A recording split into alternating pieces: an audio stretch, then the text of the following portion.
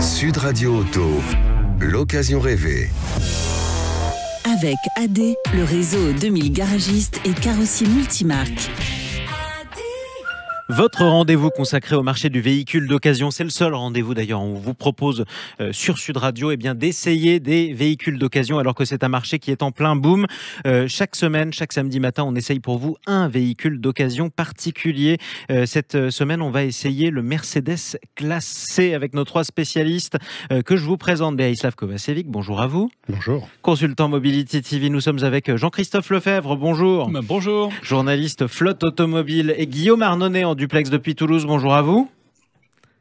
Directeur général d'enchères VO du côté de Toulouse. Je le redis, dans un instant avec vous, on essaye le Mercedes Classe C. Mais avant cela, le focus sur une actualité très importante, c'est le succès sur le marché d'occasion des très vieux véhicules de plus de 10 ans qui ne se dément pas. On en a déjà parlé en France, mais ça fonctionne aussi en Europe. Pour en parler, Vincent Ancard, bonjour. Oui, bonjour. Vous êtes directeur général d'Autoscout 24 France et Belgique en duplex depuis Bruxelles. On en a déjà parlé sur Sud Radio, le succès des vieilles voitures. On dit ça avec beaucoup de respect, plus de 10 ans. Cette tendance s'observe en France, elle s'observe aussi dans le reste de l'Europe ? Oui, c'est exact. Donc, avec la raréfaction des offres de l'occasion, effectivement, il y a un certain engouement pour des véhicules plus anciens. Alors, c'est un segment qui, historiquement, avait tendance à perdre du volume régulièrement. Et en 2021, on a vraiment vu un regain d'intérêt pour ce segment-là, et essentiellement dans les véhicules plutôt diesel, donc, pas obligatoirement les véhicules les moins polluants de la Terre. Et donc, malheureusement, c'est un peu le cas. Alors, ce qu'on explique un peu par rapport à ce phénomène, c'est qu'il y a un certain attentisme de la part des consommateurs sur quoi acheter en termes de véhicules. Bon, les technologies sont en train d'évoluer à une vitesse qu'on n'a jamais vue. On a aussi des législations qui sont en train d'évoluer aussi très rapidement. Le budget des ménages étant limité, qu'est-ce qui se passe ? On achète un véhicule plus ancien qu'on pense utiliser encore quelques années et puis on s'en débarrassera. Et voilà, c'est pour ça que ce segment est en plein boom. C'est un phénomène qu'on voit effectivement dans la plupart des pays européens. Imaginons que j'ai un véhicule diesel de plus de 10 ans en France, je ne peux plus rouler partout, ça c'est très clair, c'est très difficile, c'est pas la bonne vignette. Est-ce que ce genre de véhicule fait face aux mêmes restrictions dans les autres pays d'Europe ? Alors on retrouve un peu le même genre de restrictions dans les grandes villes allemandes, en Belgique, en Italie. Donc effectivement, ce sont des véhicules qui vont être dans un marché un peu compliqué au niveau de l'occasion. Par contre, pour ceux qui ne comptent pas spécialement entrer dans ces grandes agglomérations, ces véhicules représentent encore beaucoup d'intérêt parce que ces voitures n'ont pas évolué à la même vitesse que le prix des véhicules essence. Et ça, c'est quand même important justement, et c'est ce qui explique aussi l'intérêt de ces véhicules. Merci beaucoup Vincent Ancard. Je vous en prie. Directeur général d'Autoscout France, d'Autoscout 24, pardonnez-moi, pour la France et aussi pour la Belgique. Merci à vous pour cet éclairage. Tout de suite, justement, on essaye un véhicule d'occasion. Sud Radio Auto, l'occasion rêvée. Et l'occasion rêvée ce samedi matin, c'est la Mercedes Classe C, un modèle particulièrement bien identifié. On l'essaye avec nos spécialistes Berislav Kovacevic, Jean-Christophe Lefebvre, Guillaume Arnonnet. Guillaume Arnonnet, Mercedes Classe C, est-ce que c'est une occasion rêvée ? C'est surtout un modèle, j'ai envie de dire iconique, puisqu'on en est à la 5e génération. C'est un véhicule qui est rentré sur le marché en 1993, qui a connu différents facelifts. Alors, en 1993, c'était quand même l'époque de gloire de tout ce qui était berline familiale. Alors, c'est sûr, aujourd'hui, le marché de la berline est pas devenu anecdotique, mais pas loin, puisque les SUV, les monospaces, entre-temps, ont vraiment occupé cet espace-là, mais pendant des années, ça a été vraiment le fer de lance de la gamme de chez Mercedes. Ça a été le véhicule le plus vendu chez lui. C'était la porte d'accès, c'était la petite familiale dans la gamme, à côté de ses grandes sœurs qui étaient la classe E et la classe S.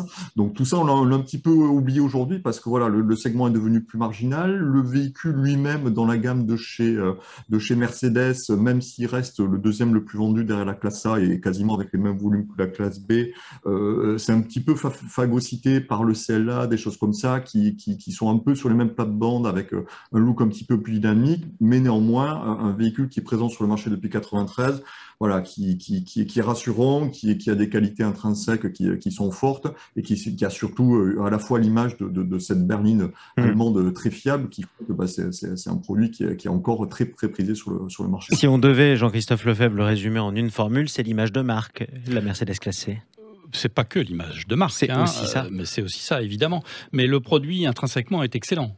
C'est une des rares propulsions encore aujourd'hui. Je parle bien de la génération précédente, la nouvelle date de cette année. Et vous mettez derrière le volant, que ce soit en diesel ou en essence, vous accélérez. C'est un univers, comme lorsqu'on rentre dans une BMW, c'est un univers à soi tout seul. C'est-à-dire qu'on peut faire 1000 km sans vraiment ressentir le kilométrage. Ce sont des voitures extrêmement confortables, quelle que soit la génération, enfin, on va dire l'avant-dernière, en classe C, et quel que soit le moteur. En plus, il y a des moteurs chez AMG qui valent le détour, mais ça, c'est pour les aficionados. Mais cette fameuse Baby Benz qui a débuté dans les années 80, c'est vraiment une référence, peut-être un peu plus encore que la BMW série 3 ou que l'Audi A4. Et je pense qu'on ne fait pas d'erreur en misant sur cette voiture. Alors, qui je suis si jamais je me tourne sur le marché d'occasion vers une Mercedes classe C, Berislav Kovacevic? Généralement plutôt un père de famille qui se fait plaisir avec l'étoile sur le capot. Il a sûrement attendu quelques années avant de le faire. On est plutôt entre 10 et 50 000 euros parce que l'offre est pléthorique. On a des breaks, on a des cabriolets, on a des coupés, mais les berlines montent à des niveaux de finition très élevés. Il y a cette référence à la qualité allemande pendant longtemps, notamment les deux premières générations qui étaient presque indestructibles. C'est quand même un peu moins vrai avec les troisième et quatrième générations, c'est-à-dire à partir de 2007, où là, on a connu des problèmes sur ces modèles qui n'étaient pas courants avant chez Mercedes, volant moteur, injecteur, pompe à eau, débitmètre. Ça va beaucoup mieux sur la dernière génération. Elle s'est bien reprise sur la toute dernière génération. Véhicule d'occasion, du coup, si je veux une Mercedes classée, j'ai plutôt intérêt à me concentrer sur les premières générations, deuxième ou troisième, quoi. Alors, ça, c'est vraiment pour aussi les young-timers, parce que ça commence effectivement les young-timers, traduction disons des gens aficionados des années 80-90 et qui adorent des voitures bien conservées dans leur jus, et ça existe, même avec des 400-500 000 km. Bon, ça, c'est important, et c'est d'ailleurs essentiel. Est-ce que, Guillaume Arnonnet, le marché de l'occasion plébiscite la Mercedes classée ou pas ? Alors, ça reste quand même des petits volumes aujourd'hui, en termes à la fois d'immatriculation et de volume de vente. Sur le marché, grosso modo, il y a 3 milliers d'annonces à peu près de classe C, avec un marché sur la récente qui est quand même essentiellement un marché auprès des réseaux de la marque, puisqu'on est sur du premium, donc c'est là que ça se passe. Mais après, dès qu'on regarde les véhicules un petit peu plus anciens, un petit peu plus kilométrés, alors là, il y a vraiment beaucoup de propositions. C'est un véhicule qu'on trouve beaucoup et dans tous les budgets. Alors on l'a dit effectivement, sur les véhicules récents, comme on peut rapidement se faire plaisir, surtout si on monte sur des grosses motorisations, on est sur des budgets qui sont très très élevés, puisqu'on est quand même sur du premium allemand. Mais si on regarde sur les petits véhicules un petit peu plus anciens, on va trouver quand même des véhicules avec autour de 100 000 km, avec des budgets de 15 000 euros. Donc voilà, pour ce qui reste quand même une belle berline, on reste sur quand même des budgets qui sont sans commune mesure avec ce qu'on peut pouvoir trouver sur des véhicules récents. Bien entendu, sauf qu'avec ce niveau de qualité, même si elle a 100 000 km, 15 000 euros, globalement, elle est dans un état, elle a une fiabilité qui fait qu'on peut se faire plaisir. Berislav ? Oui, c'est des véhicules qui répondent largement aux critères d'espérance de vie à 17 ans et plus. C'est pas donné à toutes les marques automobiles. C'est également des valeurs de revente très solides. Les voitures décotent peu dans le temps. On le voit avec des différences de prix assez faibles finalement, même avec 50 000 km de plus et même avec 50 plus. C'est comme si je conduisais mon placement, en fait. Si je vous comprends bien, pourquoi pas d'ailleurs. Mais après tout, bon, si je vous écoute, j'ai compris en tout cas que c'était une bonne occasion. Oui, en un mot, Jean-Christophe Lefebvre. Il faut quand même dire que cette fiabilité, elle vient de la conception et de l'ingénierie de l'automobile et chez Mercedes. Les moteurs tournent à 500 ou 1000 tours de moins que les autres modèles, enfin les autres marques, sauf chez BMW. Donc ça apporte beaucoup de fiabilité, au point que lorsque Mercedes a fait fait le Citan avec Renault à Maubeuge, il a fallu faire venir les ingénieurs de Mercedes chez Renault pour fiabiliser le Kangoo. Comment ça fonctionne justement. Merci à tous les trois d'avoir essayé la Mercedes classe C aujourd'hui. Berislav Kovacevic, consultant Mobility TV, Jean-Christophe Lefebvre, journaliste à Flotte Automobile, et Guillaume Arnonnet, directeur général d'Enchères VO en duplex depuis Toulouse. Merci à tous les trois. Merci.